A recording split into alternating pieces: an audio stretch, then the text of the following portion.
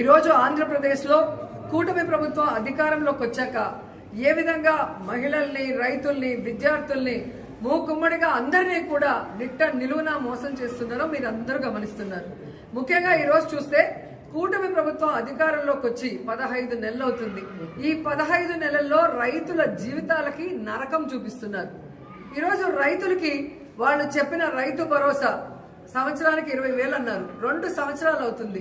5,000 వేసి చేతులు దులుపుకున్నారు. 35,000 ఎక్కడ అంటే పట్టించుకునే నాదుడు లేడు. అలాగే మీరు చూస్తే రైతు భరోసా కేంద్రాల ద్వారా, సహకార సంఘాల ద్వారా రైతులకు ఎంత అవసరమైతే అంత ఎరువులు, యూరియా, విత్తనాలు, పురుగుల మందులు, యంత్రాలు అన్నీ కూడా జగన్మోహన్ రెడ్డి గారు సరఫరా చేసేవారు. కానీ ఈరోజు కనీసం రైతులు తాము పెట్టుకున్న పంటకి కాపాడుకోవడం కోసం యూరియాని అడగటానికి వెళ్తే యూరియా లేదు. మరి కేంద్రం ఇచ్చిన లక్షల టన్నులు యూరియా ఏమైంది రైతులకు ఇవ్వకుండా అంటే ఈరోజు తెలుగుదేశం పార్టీ నాయకులు, వ్యాపారస్తులు కుమ్మక్కై దాన్ని బ్లాక్ మార్కెట్ లో అమ్మేసి ఈరోజు ఏ విధంగా రైతుల జీవితాలతో చెలగాటమాడుతున్నారో మీ అందరూ కూడా గమనిస్తున్నారు. ముఖ్యంగా నా నియోజకవర్గం నగిరి గురించి నేను చెప్తాను. స్టేట్ అంతా ఎలా జరుగుతుందో మీకే అర్థమవుతుంది.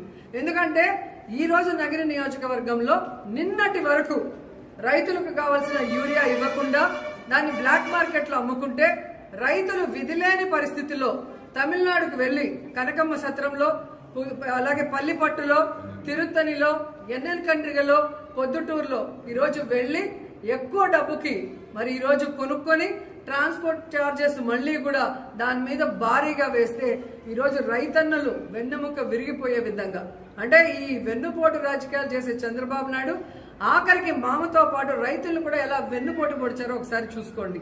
ఎందుకంటే ఆయన వ్యవసాయం దండగాని తన మనసులోని మాట బుక్ రాసిన గొప్ప మేధావి. అలాంటి వాడిని నమ్మినందుకు ఈరోజు రైతన్నల జీవితాలు సర్వనాశనం చేశారనేది మీరు అర్థం చేసుకోవాలి. ఎందుకంటే యూరియా ఒక్కటే కాదు, చంద్రబాబు నాయుడు, పవన్ కళ్యాణ్ అధికారంలోకి వచ్చాక ఈరోజు రైతులకు ఇవ్వాల్సిన రైతు భరోసా లేదు, పంటల బీమా లేదు, అలాగే ఈ క్రాప్ లేదు, అలాగే రైతులకి పండించిన పంటకి గిట్టుబాటు ధర లేదు. మిర్చికి లేదు, పొగాకు లేదు, ఉల్లికి లేదు, చీనీకి లేదు, మామిడికి లేదు, వరికి లేదు. మరి ఎందుకు ఈ ప్రభుత్వం? దేనికి వీళ్ళకి పదవులు? చేతగానితనం ఉన్న వీళ్ళకి ప్రభుత్వం నడిపించడం చేత కాకపోతే దిగిపోవచ్చు కదా. మొదటిసారి ముఖ్యమంత్రి అయిన జగన్మోహన్ రెడ్డి గారు ఎలా రైతు భరోసా కేంద్రాలు తీసుకొచ్చారు, రైతులకి వాళ్ళ గ్రామాల్లోనే అన్ని ఎలా అందించి వాళ్ళకి అన్ని రకాలుగా అండగా నిలబడ్డారు. మీరెందుకు ఈరోజు ఇంత సీనియారిటీ ఉందంటారు?